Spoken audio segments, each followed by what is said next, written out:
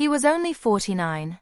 A hard-working father, a private hire driver, and the sole provider for his 2 teenage children. Gavin Neo didn't drink, didn't smoke, and lived frugally, but 3 cans of Red Bull a day and 16-hour workdays eventually took their toll. He collapsed from a stroke and never recovered.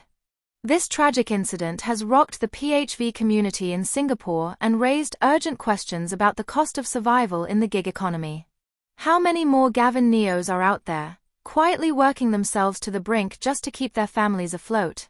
In this video we take a deep, honest look into the life and death of Gavin Neo Jin Kiat, a Grab Diamond tier driver who pushed his body to its limit for the sake of his children. Despite being in one of the highest driver tiers and completing up to 22 trips a day, he wasn't covered by insurance because he wasn't a member of an association. He left behind no safety net, no fallback plan, just 2 kids and a grieving family. His story isn't just heartbreaking, it's revealing.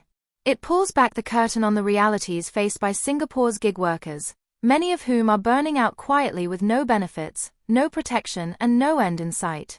What does it really take to maintain Grab's Diamond tier? What does a $900 bonus really cost when it means 12 to 16 hours of driving daily? Are these incentives setting drivers up for success or burnout? And when the unthinkable happens, as it did for Gavin, who's left to pick up the pieces? His friend Brian described him as humble and down-to-earth, someone who would share advice with other drivers during their suppers, which usually cost him no more than $3.80.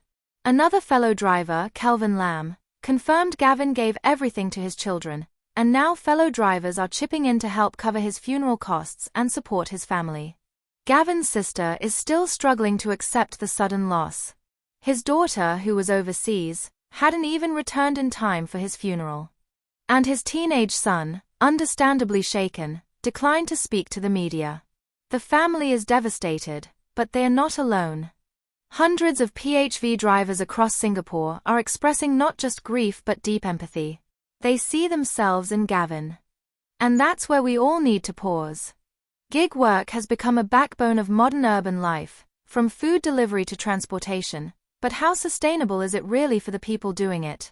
When platforms reward drivers for endless hours and rapid rides, does it foster dedication or exploitation?